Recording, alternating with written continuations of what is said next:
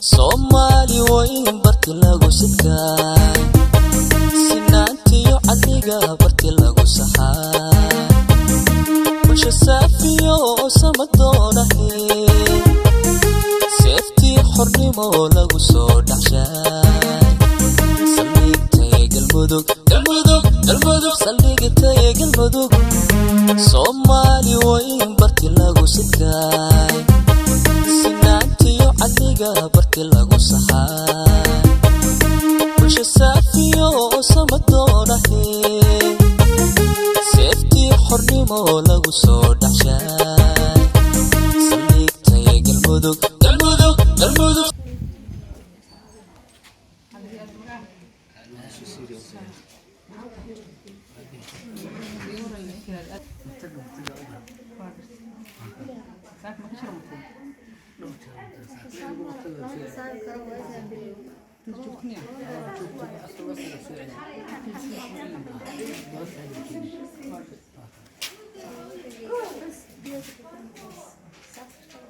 شو الملعب؟ يا شو الملعب؟ شو؟ كل جهر عندك سبور حاطه خلاص.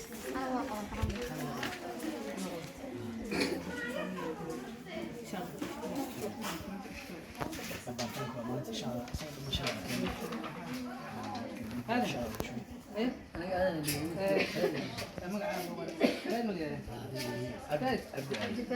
هذا كتاب حمل هذا كتاب حمل ساعد ولا لاب هنا يا ما كان في عمد لاب هنا عاد لي ما هدف يا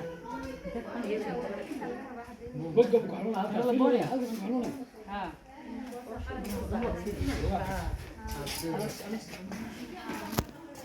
يا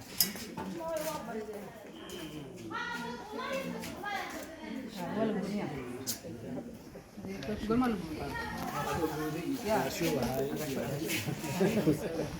هل نقول شو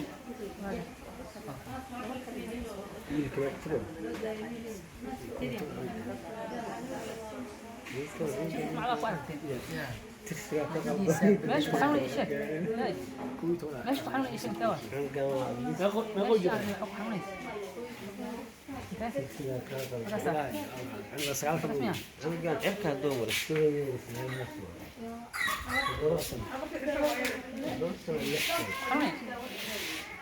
تكمل هاتي هم الهاتي ما يعود استروم هاتي بس هقدر أحرم كابوك يعني يا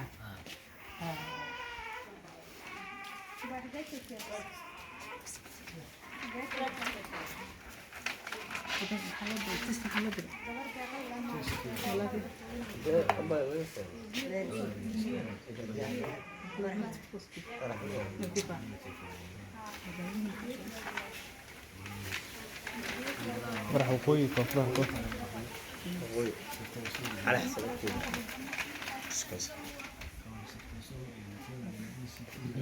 degmooyinkaas meeqa halay laba ii sheeg dhinaca suuqooyinka baadiyaha على حسب قاضي ديري حسن غالي قرسوني ولعانو ماشي باسل رسولي ولد بقعد حوالي حجيلي وقاي بارك الله مرو بلا حضالي وبدين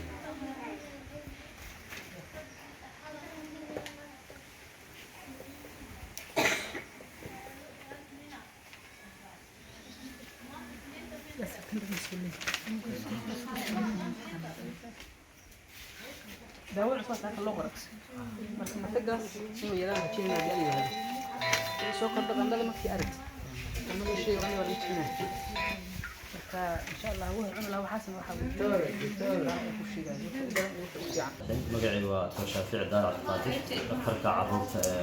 ستارلين ستارك طبعا قيبتها عروض الباهية بدنا كجرة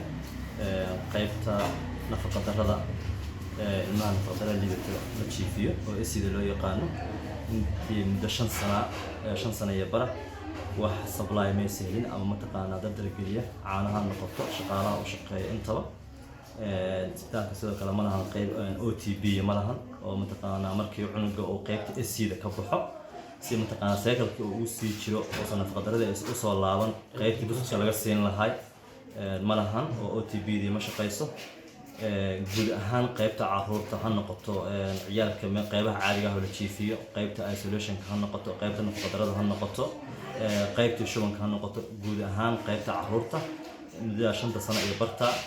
wax NGO ama wax hay'ada ama wax mataqaanaa wasaaradda caafimaadka ka socda oo ama kaalma ama mataqaanaa taakuro kala haba yaraatee oo la keenay ma jiraan anaka si volunteer ku wadna dhaqaatiirta oo saaxiibadeena oo ka shaqeeya isbitaalada kale ama marna caanaha ka soo barina marna dadka ay ka caanaha soo gata ilmaha loo qaso intii kooban waa intaas insha Allah soo dhawaada matoorada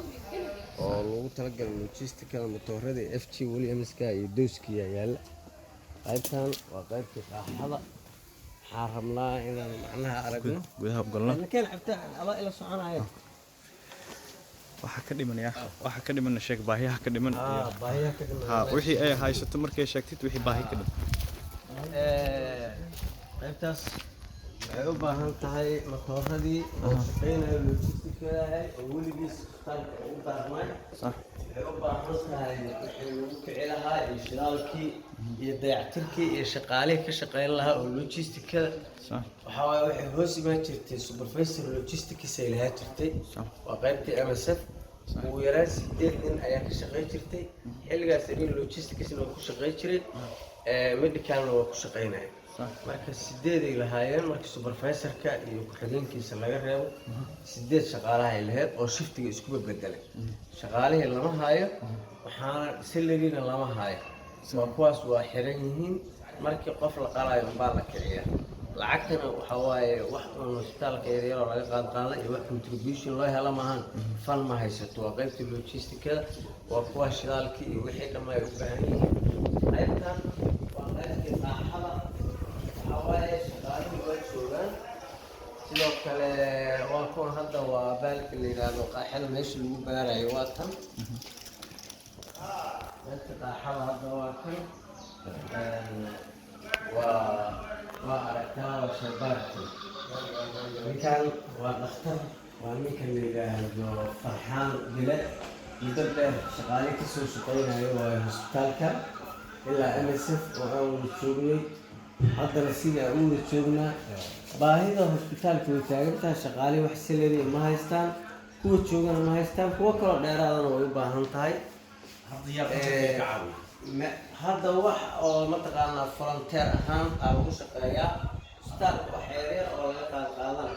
agabyadaas iyo waxaasaa lagu soo gadaa daawada qolada global fund ayaa wax yar oo dawaa laga helaa laakiin mushaaraad ma jiraan marka duruufo badan ayaa iska jira oo isbitaalku u baahan yahay agaasimaha ayaana ka hadli doona haddii ilaahay idmo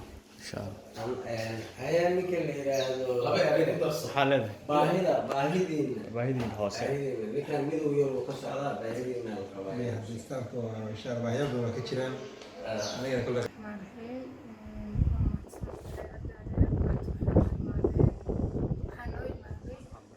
Abdullahi Cadeed oo ka socdo maaragtay jaaliyadda dalada ay ku midaysan yihiin jaaliyadda qurbo joogta ah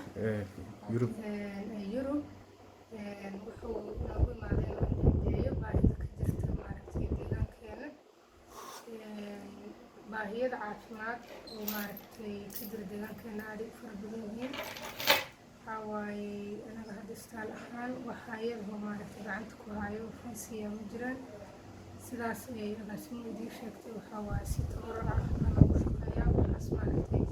laga soo qaado hay'adaha iyo waxaas maaragtay riboodyada lagu helo isbitaalka qalabkiisa dhan wuu duugaabay ilaa MSF wax bedel ma jiraan waxaa waaye sariiro joodari mashino qayb kastay ahaataba oxygen waxaa waaye waa wixii MSF ay ka tagtay iyo wixii looga maarmi waayo maaragtay iyagoo cusub ugu soo daran baahida noogu daran waxaa waaye baahida qalabka iyo baahida ciyaalka nafaqadarrada ah oona waxba u haynin marka cid kasta oo khusayso jaaliyadda waxaan ka codsanaynaa maaragtay waxay ku saacidi karaan inay kusoo saacidaan deegaankooda iyo maaragtay dadkooda baahan dayactir qalab iyo dayactir isbitaalka intaba u baahan yahay dowlad hadda wax ka taageertana ma ay jirto marka wixii aad maaragtay taageera insha allah inaad kusoo saacidi doontiin aan rajeynaynaa isbitaalku ambulance ma leh haddii maaragtay maanta qof oo meel duur ah laga sheego kale oo tacbaana in baabuur loo kireeyo ma ogiyo maaragtay ambulance gargaar degdega ma lahan wuxuu kaloo isbitaalku lahayn ICU-da qaybta la dhaho oo kaanada aadka u tacbaanka ah lagu daaweeyo ma lahan marka waxaan rajeynaynaa qaybtaas ICU-da iyo ambulance-ta iyo qalabyada maaragtay ka duugaabay ama dayactirka u baahan inay ka saacidi doonaan xaruntan maanta nagula soo booqday waa cabdullaahi cadceed oo nagu soo booqday waa isbitaalkii guud ee degmada Gurceel oo iska lahaa Starling Hospital sida runtii insha Allah arki doontiin isbitaalka waxa waaye waa isbitaal shaqeeya waxaa la aasaasay isbitaalkan san dareemayo 2003 ilaa 2004 kadib hay'ad international oo MSF ayaa la wareegtay 2006 adiga 8 sano ka hor inay hay'adaas ka baxday Soomaaliya ka cagalaabtan dareemayna kadib isbitaalku uu shaqeynayo qolooyin badan oo NGO-ya way soo marmareen laakiin shaqadii oo bulshadu uu hayay si wuxuu ku shaqeynayay maaragtay iska tabarucaad ah waxayada ama wax community oo gacanta ku hayay oo taabagelinaya ma aysan jirin si maaragtay rooni ahaan ayuu shaqeynayay haddana uu shaqeeyaa isbitaalku qaybo badan oo ka kooban yahay qaybta OPD oo kaleete oo bukaan socodka qaybta emergency isbitaalku uu leeyahay qaybta caruuraha la jiifiyo ama nafaqa darrada ha aadaan ama xanuuno kaleeto oo kala duwan ha qabaan uu leeyahay qaybta dumarka la jiifiyo uu leeyahay qaybta qaliinka uu leeyahay isbitaalka oo hooyada la qala iyo ama qalimada kaleeto elective-ka oo maaragtay bukaanada socdo ah ama shilalka iyo waxyaabaha baabuurta ama dhaawacyada iyo kaleeto markii lagu daaweeyo isbitaalku wuxuu leeyahay saalo weyn waa arki doonaa insha Allah oo maaragtay qalimada kala duwan iyo waxyaabahaas oo kaleeto lagu qabto isbitaalku wuxuu leeyahay qaybta karantiilka isolation-ka oo hadda intaan dhismo ku socoto qaybtaas oo naga taabagelinaya hadda dhismadeeda hay'ad la yiraahdo NRC ay wadaan dhismada ka wadaan waa arki doonaa insha Allah isbitaalka saas u shaqeeya waxaa lagu soo aadaa meelo kala duwan ilaa iyo Ceelbuur waa looga yimaadaa ilaa iyo Itoobiya xuduudka Itoobiya 200 kiiloomitir meel jirta waa looga yimaadaa qaybo kaleeto isbitaalka waa looga yimaadaa oo maaragtay deegaankan waa isbitaalkii ugu weynaay oo Starling Hospital yiraahdo insha Allah hadda duruufaha haysta waxaa ka mid ah wax maaragtay shaqaalaha isbitaalkan ka shaqeeya ilaa iyo 70 camal ay gaaraan wax maaragtay salary siiya ma lahan deegaankooda waxay u shaqeeyaan iyo dadkooda si tabarucaad sida runtii ah wax sabalay daawo la yiraahdo oo keenaan ma jiraan oo maaragtay anaga waxaan ku xalxalinaa inaan meelaha iska barbarino qolooyin